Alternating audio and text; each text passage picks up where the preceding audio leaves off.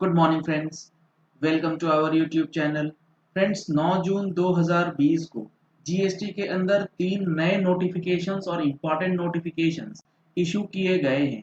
आज की वीडियो में मैं आपको उन नोटिफिकेशंस के बारे में बताने वाला हूँ। नोटिफिकेशंस पे चलने से पहले आपके लिए एक ज़रूरी इन्फॉर्मेशन है कि जीएसटी प्लेटफॉर्म ने ट्रेनिंग सेशन ऑर्गेनाइज किया है। जीएसटीआर 9 और जीएसटीआर 9C से रिलेटेड जो फाइलिंग करनी है 18-19 के लिए, और उसके अंदर टेक्निकल एरर्स और लिंकिंग ऑफ टेबल्स जो हैं उसके लिए ऑनलाइन सेशन जो है 21 जून 2020 को किया जाना है। अगर आप इसमें रजिस्ट्रेशन कराना चाहते हैं तो इस वाले मोबाइल नंबर पे कॉल करके आप अपना रजिस्ट्रेशन करा सकते हैं। अब देखते हैं जो नोटिफिकेशंस इशू किए गए हैं 9 जून 2020 को, वो किस लिए किए गए हैं और उसके अंदर क्या चेंजेस किया गया है।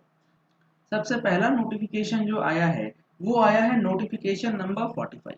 ये कहता है seeks to extend the date for transition under GST on account of merger of erstwhile union territories of Daman and Diu and Dadra and Nagar Haveli.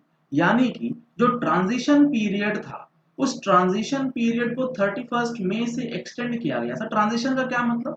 Sir, इसका मतलब ये है कि Daman and Diu and Dadra and Nagar Haveli, पहले ये दोनों अलग अलग यूनियन टेरिटरीज हुआ करती थी।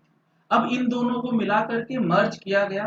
तो जहां पर जो अलग अलग जीएसटी नंबर हुआ करेंगे उनको मर्ज करके एक में किया गया था। इसके लिए जो ट्रांजिशन पीरियड था वो 31 मई को एंड होना था, उसकी एक्सटेंशन से रिलेटेड कुछ बात की गई है। अगला नोटिफिकेशन है नोटिफिकेशन नंबर 46 ऑब्लिक 2020। ये बात करता है seeks to extend the period to pass order under section 54 sub section 7 of CGST act. ये बहुत ही इंपॉर्टेंट आया है नोटिफिकेशन। इसके अंदर रिफंड से रिलेटेड जो ऑर्डर इशू करने की बात आती है उस पीरियड को एक्सटेंड करने के लिए ये नोटिफिकेशन जो है दिया गया है। अगला है नोटिफिकेशन नंबर 47 जो बात करता है seeks to amend notification number 40 oblique 2020 central tax dated 5th May 2020 in respect of extension of validity of e-way bill generated on or before 24th March whose validity has expired on or after 20th day of March till the date 30th day of June 2020। यानी कि यहाँ पर ई way bill की validity जो है की extension को लेकर के कुछ दिया गया है नोटिफिकेशन के अंदर। अब देखते हैं एक एक नोटिफिकेशन के डिटेल्स में। सबसे पहले चेक करेंगे हम लोग नोटिफिकेशन नंबर 47। ये कह रहा है in exercise of the powers conferred by section 168 A of the CGST act. Sir, 168 A का क्या मतलब है? 168 ए जो है ये लाया गया था इन कोर्स ऑफ कोविड 19 सिचुएशन, जिसमें रिलीफ मेजर्स जो हैं वो अनाउंस किए गए थे। ये एक ऑर्डिनेंस के द्वारा स्पेशल पावर लिया गया था गवर्नमेंट की तरफ से ताकि एक्सटेंशंस वगैरह लाने में किसी प्रकार की कोई दिक्कत ना हो। उसी पावर का अब यूज किया जा रहा है।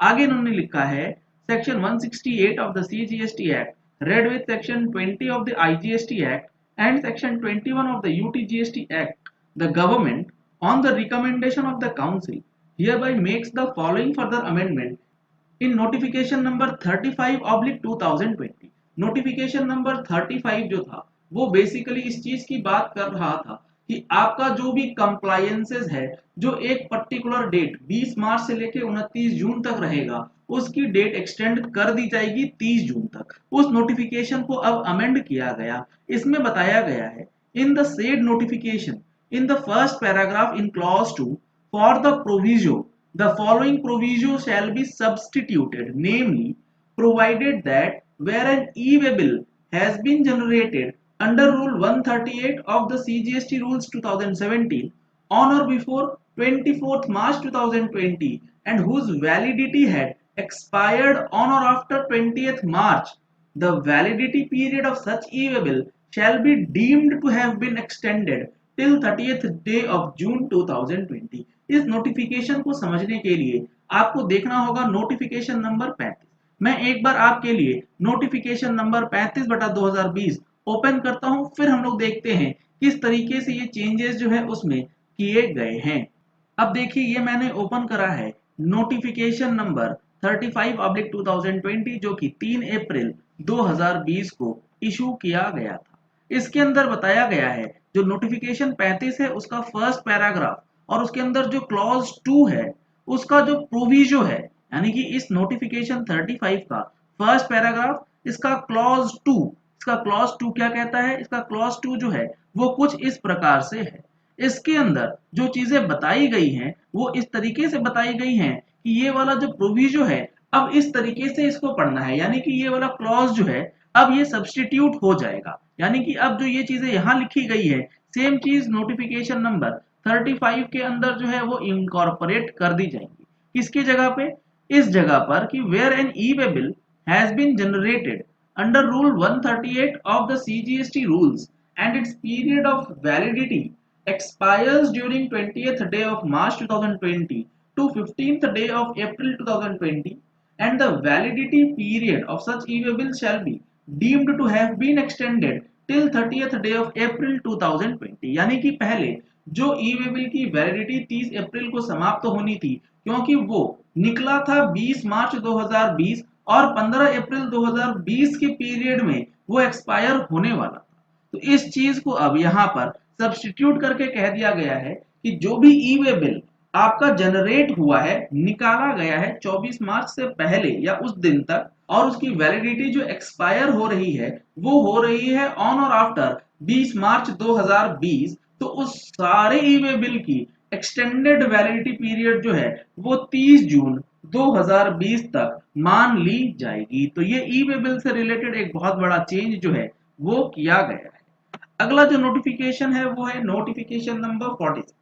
ये आया है सेक्शन 54 के अंदर और इसके अंदर भी स्पेशल पावर्स जो सेक्शन 168 ए के अंदर दिए गए थे उसी से रिलेटेड यहाँ पर भी नोटिफिकेशन आया है। In exercise of the powers conferred by section 168A of the CGST Act, read with section 20 of the IGST Act and section 21 of the UTGST Act in view of the spread of pandemic across many countries of the world, including India, the Government of India on the recommendation of the Council hereby notifies that in cases where a notice has been issued for rejection of refund claim in full or in part and where the time limit for the issuance of order in terms of the provisions of subsection 5 and subsection 7 of section 54 falls during the period between 20th March to 29th June, in such cases the time limit for the issuance of the said order shall be extended to 15 days after the receipt of reply